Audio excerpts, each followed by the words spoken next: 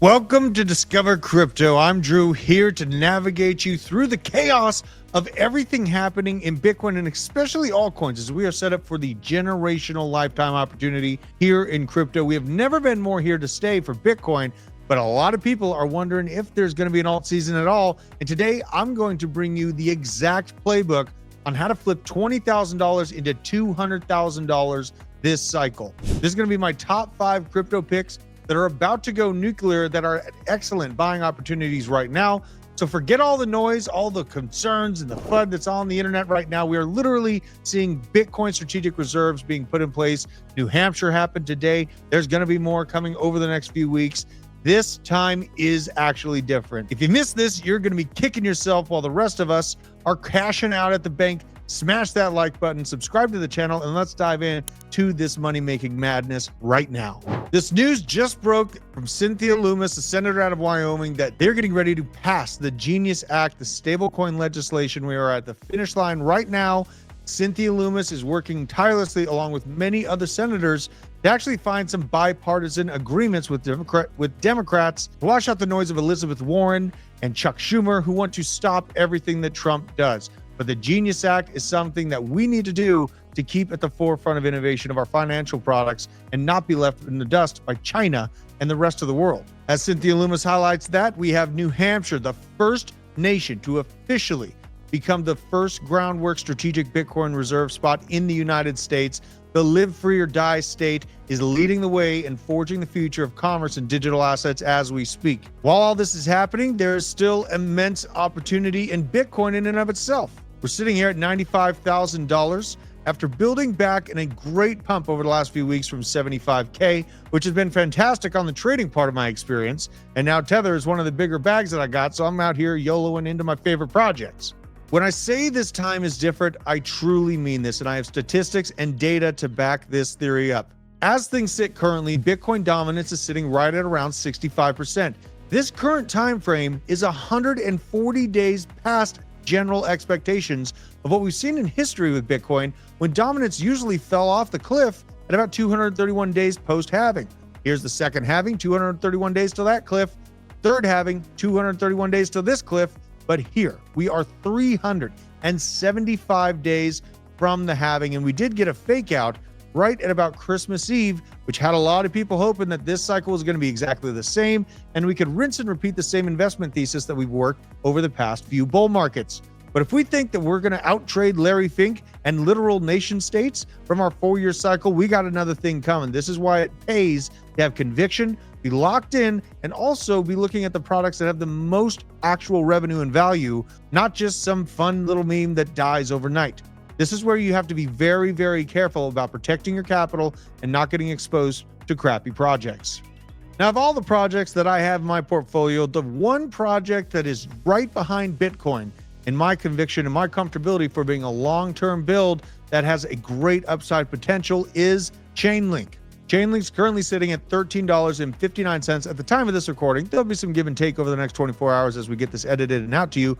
But at large, the all-time graph, there is much upside to look forward to in Chainlink, in my opinion, for a few key reasons. There is a proof of bill that Sergey of Chainlink has been working on literally inside of Washington, D.C. for the last few months. This would require stablecoins and real-world assets to have proof of reserves. Something very, very important as we start talking about nation states, the federal government, and countries around the world holding crypto. We need to make sure that the organizations here in the United States actually have the crypto and the assets that they say they do.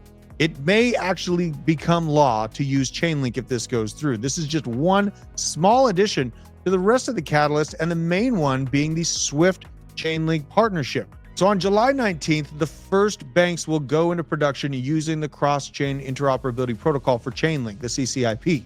But November 22nd, everything goes live. That means SWIFT goes live with their transactions utilizing Chainlink, and it's not going to be 100% of their transactions. But to give you some context on how much of the SWIFT transactions Chainlink actually needs to capture to experience a price action, if Chainlink did 1% of SWIFT transactions on the CCIP, the revenue from the CCIP in and of itself would bring the link price up to $378 a unit. If we go up to 5% of the overall Swift transactions, that brings Chainlink's price to $1,800 a unit with that one action in and of itself. The next on my list is Ondo. Now, Ondo at the time of this recording is at 85 cents, and I've been layering into Ondo on the recent dip. My original buys on this token were right at about 40 cents quite some time ago, and really, I haven't felt so convicted about real-world assets as I have in the past few months, seeing Paul Atkins, who was previously on the board of Securitize and part of the rollout of BUIDL and BlackRock's tokenized securities markets. I am more convicted than ever on Ondo. So I did recently pad out the bag and added to the position. And I believe the average buy is somewhere around 50 cents right now. Now, beyond the concept of tokenizing Wall Street, which in my opinion is going to take a few years to actually do, some regulatory guidelines to be put in place and some real controls to make sure things don't go haywire, there's some things sitting right in front of us right here today that bring my conviction to whole new levels for this project. The main one is the movement and endorsement from BlackRock for tokenization, especially when you're messing with the treasury markets. Then you have a perfect TradFi team from Goldman Sachs that know the guy who knows a guy, and they probably know stuff on the guy, which is often more important. And then connections to Securitize and Paul Atkins, the new SEC chair. The third on my hit list for allocations, and we're talking about 5 tokens spread out amongst $20,000. What I'm looking at for this type of portfolio is an equal distribution of exposure into each one of these 5 tokens, bringing it to about $4,000 a bag. Morpho has been chosen by Coinbase to be the in-app lending protocol for Coinbase, one of the most powerful and widely used crypto apps on the planet. Now Morpho is the engine powering these loans on Coinbase, swapping Bitcoin directly for USDC. Now, Morpho gives me early Aave vibes. Where we're at right now is $1.33 a unit. Overall, this asset has fallen very, very hard in the recent pullback to 75K Bitcoin. But guess what I did? My original buy was at $1.20. I bought way more at 87 cents and really have improved my entry points on this project. So I'm sitting pretty right now. But Morpho has something very, very interesting on it. If you actually go to the total value locked and the revenue statistics of it, the total value locked, or TVL, is way above the comparison of the token price right now, showing me an opportunity for arbitrage because the market hasn't quite realized how much money is locked up on this protocol. Now, if you go to CoinMarketCap, scroll down and go to the actual website here, you can see it for yourself. There's over $4 billion in total deposits and currently active loans reading $1.5 billion in the lull of the market. The retail's not even here, and there is $1.5 billion in active loans on this project, which is literally number 136, and there's $1.5 billion on the books in active loans and $4 billion total locked. That is absolutely crazy, and people don't even know what's going to hit them with this one. So when I talk about Morpho giving me early Aave vibes, let's do a quick comparison. Aave was able to accomplish a $5 billion market cap on the first impulse of the last bull market. Now, I'm not trying to say that Morpho is going to accomplish this exact number. What I am looking at is Morpho having the ability to hit $3 to $5 billion as a reasonable expectation. If I get extra lucky and things go very, very parabolic and we see a DeFi Summer 2.0 powered by Coinbase and the Morpho app, $10 billion is not out of the question for this project's market cap to hit in this cycle. Now let's ask ourselves, what does that mean for price? Well, let's have a look at it, folks. Morpho is currently at $1.32 a unit, down 4% on the day. Scary, right? I am not worried a damn bit. Honestly, we are in the lulls of the market. People's sentiments down bad. Fear and greed at 50-50. It's a Mexican standoff. Nobody knows what the hell's going on except for the government that's making Bitcoin reserves happen. So if Morpho hits the lower echelon of my expectations, that brings the price instead of $1.32 up to $11.28 a unit at a $3 billion market cap, because we have 200 days till the next unlock happens. But let's go to the midpoint of price expectations, and let's say Morpho accomplishes what Aave did last cycle. That would bring it to a $5 billion market cap and a 14x from its current price at $19.27 a unit.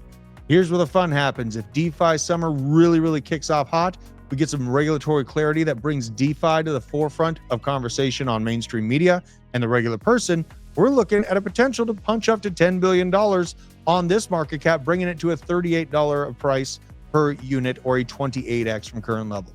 Now, the next one on my list is very, very interesting. We saw the rollout of Coinbase Wrapped Bitcoin, or CBBTC. I think a lot of people don't understand the implications of what it means to wrap Bitcoin directly through Coinbase and get access to liquidity and DeFi within the Base ecosystem. A lot of people ask if Ethereum's dead. No, it's just been hybridized and captured by Base. And they're going to use it to run smart contracts and do even more DeFi in the next iteration of crypto. Things just change. They're not over with. Here's Aerodrome, currently sitting at 58 cents a unit, had a major pullback down to 30 cents. And I know a lot of my community took advantage of this. Overall, my average entry on this token is currently around 40 cents.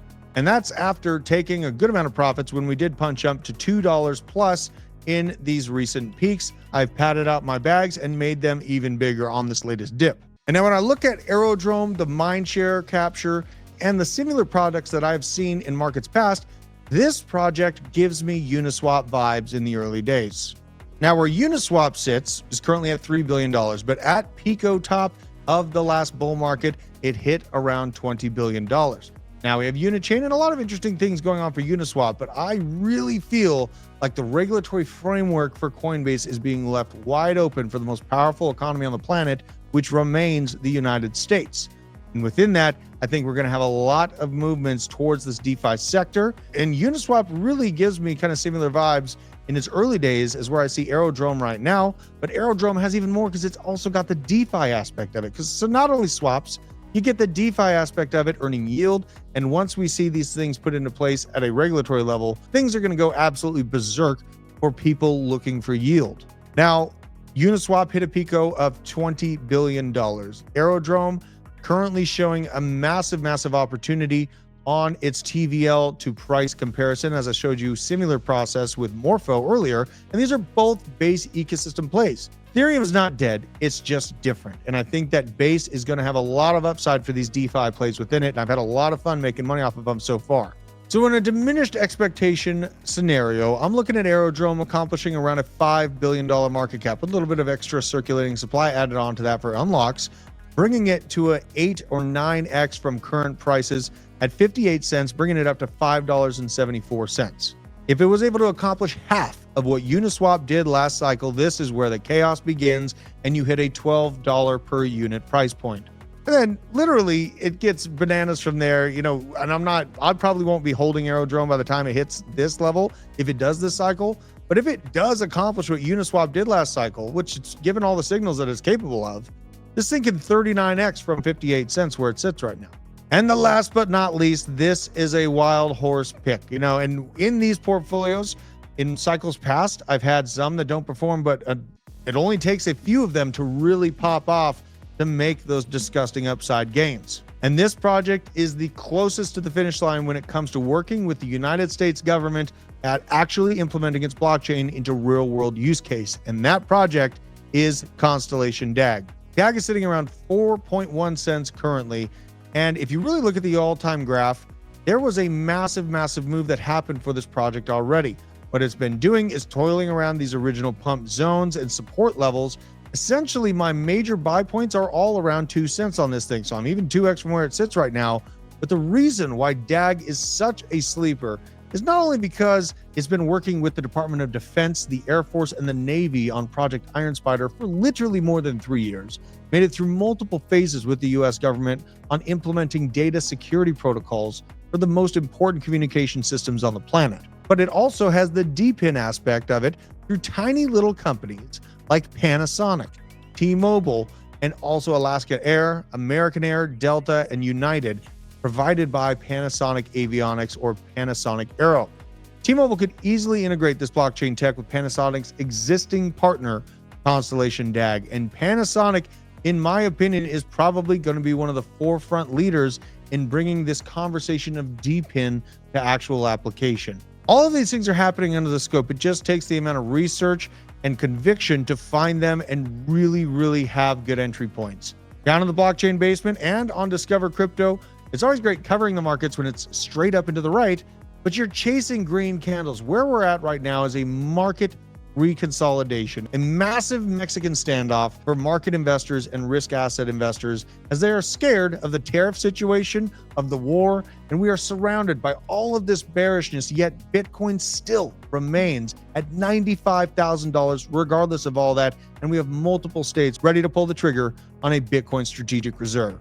This is the most comfortable I've ever felt holding digital assets. And honestly, the power of holding these crypto assets in my own storage, holding these assets in my own storage systems has brought the power back to me and the people to retain sovereignty of our fiscal value and not leave it at the hands of banks and their bailouts and over leverage of loans. So this is what I'm looking at, folks. The first and foremost is Chainlink, secondary Ondo, third Morpho, fourth Aerodrome, and fifth Constellation DAG for a myriad of different reasons. And really, if I'm looking to change $20,000 into a $200,000 potential, I'm acting aggressive with that mainstay big altcoin Chainlink.